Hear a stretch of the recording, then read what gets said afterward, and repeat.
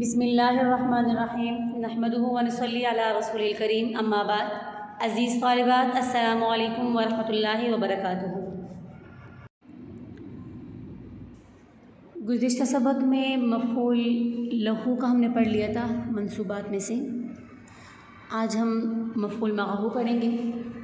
تو ہدایت النحو کی کتابیں کھولیں آپ لوگ. فصل المفعول معہو ہوا ما يذكر بعد الواو بمعنى مع لمصاحبة المفعول الفعلي نحو جاء البرد والجبات وجئت أنا وزيدا، أي مع الجبات ومع زيد. فإن كان الفعل لفظا وجاز العطف يجوز فيه الوجهان النسب والعطف نحو جئت أنا وزيد أو زيدا. وإن لم يجز العطف تعين النسب نحو جئت وزيدا. وإن كان الفعل معنى وجاز العطف تعين العطف نحو ما لزيد وعمر. وإن لم يجز العطف تعين النسب نحو ما لك وزيدا وما شأنك وعملا لأن المعنى ما تصنعه. فصل المفعول معہو، یہ فصل ہے مفعول معہو کے بیان میں. المفعول معہو ہوا ما یذکر بعد الواو. مفعول معہو ہوا وہ اسم ہے ما یذکر جو ذکر کیا جائے بعد الواو واو کے بعد بمعنی بعد الواو بمعنی مع واو کے بعد معنی مع کے معنی میں لمصاحبت معمول الفعل فعل کے معمول کے ساتھی ہونے کی وجہ سے. فعل سے ترجمہ دیکھیے. لمصاحبت معمول الفعل فعل کے معمول کے مصاحبت ساتھی ہونے کی وجہ سے. تو مفعول معہو وہ اسم ہے جو واو بمعنی مع کے بعد ذکر کیا جائے فعل کے معمول کے ساتھی ہونے کی وجہ سے. نحو جیسے جاء البرد والجبات. جاء البرد آئی سردی، والجباتی تو وہ یہاں پر مع کے معنی میں والجباتی جبوں کے ساتھ. وجئت انا وزیدا آیا میں زید کے ساتھ یعنی آئی مع الجبات ومع زید. فإن كان الفعل لفظا بس اگر ہو فعل لفظا لفظی وجاز العطف اور عطف بھی جائز ہو یجوز فیہ الوجہان تو اس میں دو وجہ جائز ہیں. النسب والعطف نسب اور عطف. نحو جیسے جئت انا وزید او زید آیا میں زید کے ساتھ. وإن لم يجز العطف اور اگر عطف جائز نہ ہو تعین النسب تو نسب متعین ہوگا جیسے جئت وزیدا آیا میں زید کے ساتھ. وإن كان الفعل معنى اور اگر فعل معنوی ہو لفظی نہ ہو وجاز العطف اور عطف جائز ہو تعین العطف تو عطف متعین ہوگا جیسے ما لزید وعمر. وإن لم يجز العطف اور اگر عطف جائز نہ ہو تعین النسب تو نسب متعین ہو جیسے ما لک وزیدا وما شأنک وعمر. لأن المعنی اس لیے کہ ان دونوں کا معنی ہے ما تصنع. ما تصنع یعنی کیا کرتے ہیں آپ زید کے ساتھ یا عمر کے ساتھ.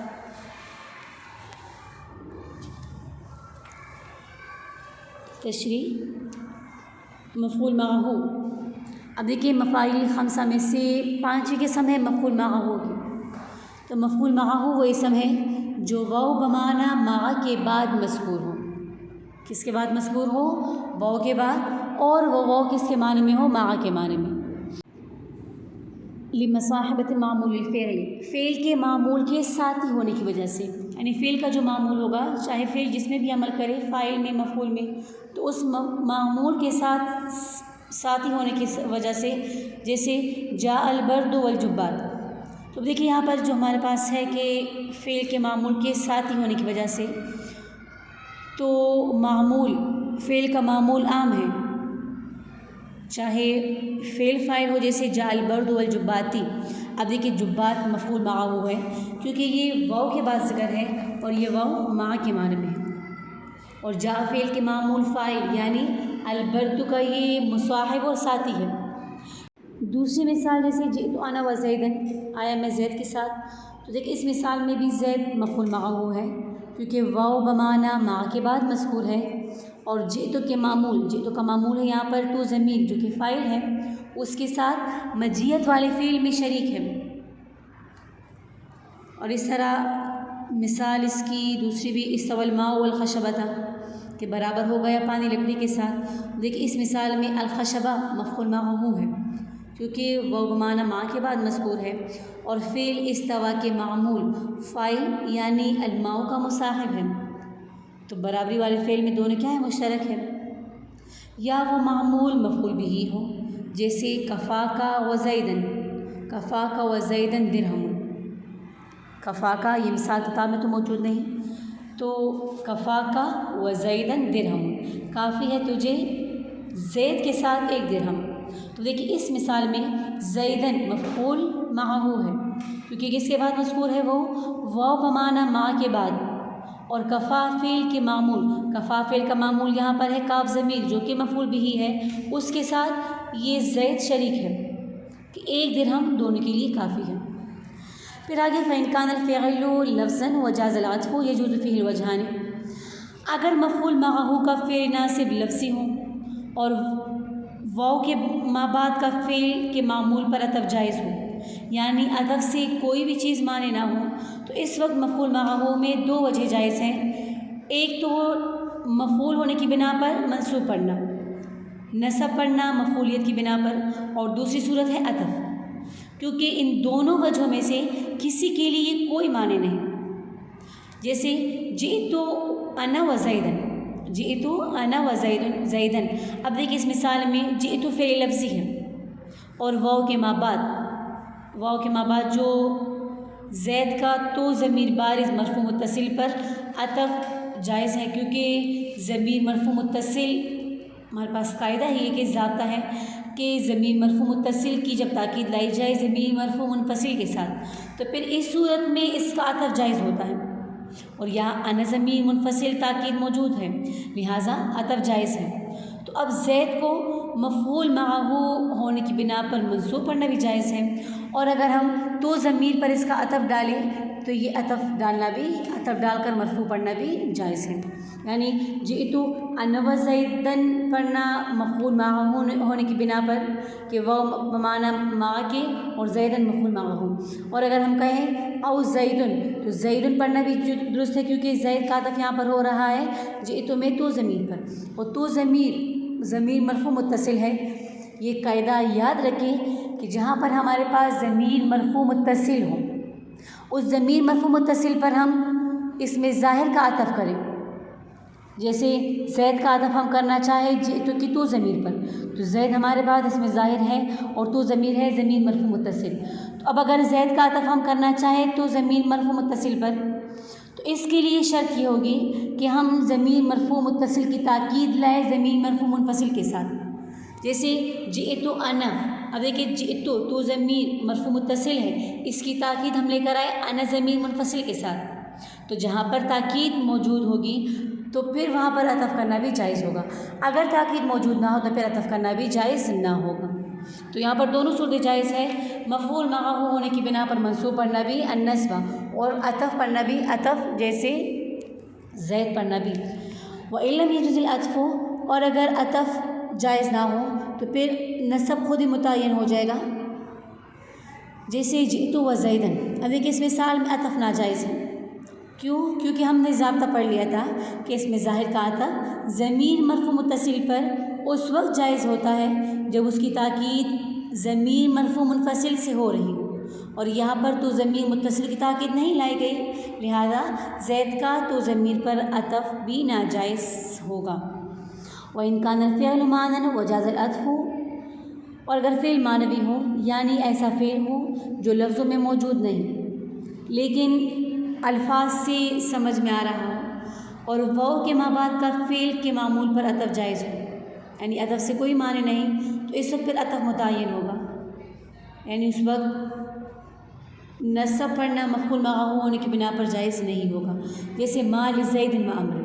اب دیکھیں اس مثال میں امر کو ہم مفعول معہ ہونے کی بنا پر منصوب نہیں پڑھیں گے کہ یہ امر ہمارے پاس واو کے بعد ہے اور یہ واو معہ کے معنی میں ہے لہٰذا امرن کو ہم منصوب پڑھیں، بلکہ امر کو ہم یہاں پر زید پر عطف کریں گے کہ امر معطوف ہو کر یہ امر زید پر معطوف ہو کر مجرور ہوگا، کیونکہ یہاں پر فعل معنوی عامل ضعیف قوی کے ہوتے ہوئے عامل معنوی عمل نہیں کر سکتا۔ وَإِن لَمْ يَجُزِ الْعَطْفُ تَعَيَّنَ النَّصْبُ، اور اگر عطف جائز نہیں تو پھر نصب خود ہی متعین ہوگا۔ یہاں پر تو اس صورت میں تو عطف جائز تھا تبھی نصب ہم نہیں پڑھ سکتے تھے، لیکن اگر عطف جائز نہ ہو تو پھر نصب متعین ہوگا۔ تو اگر مفعول معہ کا عامل فعل معنوی ہو اور عطف جائز نہ ہو تو اس وقت نصب متعین ہے مفعول معہ ہونے کی وجہ سے، اور اس وقت عامل ضعیف خفی کو ہی عمل دیں گے، کیونکہ اس کے علاوہ کوئی دوسری صورت نہیں ہو سکتی، جیسے ما لک و زید، اس طرح ما شأنک و عمر۔ اب دیکھیں دونوں مثالوں میں زید اور عمر کا عطف اگر کاف ضمیر متصل پر کرے تو یہ ناجائز ہے، یعنی ہم کہیں کہ زید کا عطف ہم کاف ضمیر پر کریں، اس طرح عمر کا عطف کس پر کرے، کاف ضمیر پر کرے، تو یہ ناجائز ہے، کیونکہ ہمارے پاس قاعدہ ہے کہ ضمیر مجرور پر عطف بغیر حرف جر کے اعادے کے جائز نہیں، خواہ وہ جر یعنی جار حرف جر ہو یا مضاف ہو، اور یہاں پر زید اور عمر میں جار کا اعادہ نہیں، لہٰذا یہاں پر عطف ممتنع ہے۔ دیکھیں ما لک و زیدن و ما شأنک و عمرن، تو قاعدہ ہمارے پاس کیا تھا کہ اگر ہم ضمیر مجرور پر عطف کریں گے تو ضمیر مجرور پر عطف کرنے کے لیے شرط یہ کہ اس حرف جر کا اعادہ ضروری ہوگا۔ یہاں پر زید پر حرف جر داخل نہیں، اس طرح عمر پر بھی وہ شأن و مضاف داخل نہیں، لہٰذا عطف ہم نہیں کر سکتے۔ اور دوسری مثال بھی عمر کا عطف شأن کا پر ڈالے تو یہ بھی ناجائز ہے، کیونکہ اس وقت خلاف مقصود لازم آئے گا۔ مقصود تو مخاطب اور عمل کی شان سے سوال کرنا ہے، نہ کہ ایک کی شان اور دوسرے کی ذات سے۔ اگر شأن کا پر عطف ہو تو ایک کی شان سے اور دوسرے کی ذات سے سوال ہوگا، کیونکہ اس وقت معنی یہ ہوگا کہ کیا شان و حال ہے تیرا اور کیا ہے عمل، اور جبکہ یہ معنی ہے خلاف مقصود۔ تو مصنف یہاں پر دو مثالیں لائے، ایک مثال تو مجرور حرف جر کی اور دوسری مثال مضاف کی۔ لأن المعنی، تب دیکھیے لأن المعنی سے ان مثالوں میں فعل کے معنوی ہونے کی دلیل بتا رہے کہ ما لک و زیدن اور ما شأنک و عمرن میں مفعول معہ کا عامل فعل لفظی نہیں بلکہ معنوی ہے، کیونکہ ما استفہامیہ ہے اور استفہام اکثر فعل کا ہوتا ہے، لہذا اس سے فعل سمجھا جا رہا ہے۔ تو ما لک و زیدن کے معنی ہے ما تصنع و زیدن، کیا کرتے ہیں آپ زید کے ساتھ، اور ما شأنک و عمرن کے معنی ہے ما تصنع و عمرن، کہ کیا کرتے ہیں آپ عمل کے ساتھ۔ اس طرح ما لزید و عمر کے معنی ہے ما یصنع زید و عمر، کیا کرتا ہے زید اور عمر۔ تو یہ تھا ہمارا مفعول معہ جو کہ مکمل ہو گیا۔ انشاءاللہ اگلے درس میں حال کا پڑھیں گے، اگلے درس کا مطالعہ بھی کر لیں اور آج والا درس اچھی طرح سے سمجھ کر یاد کر لیں اور اپنی کراسات میں نوٹ کر لیں۔ جزاکم اللہ خیر لکم۔ السلام علیکم ورحمۃ اللہ وبرکاتہ۔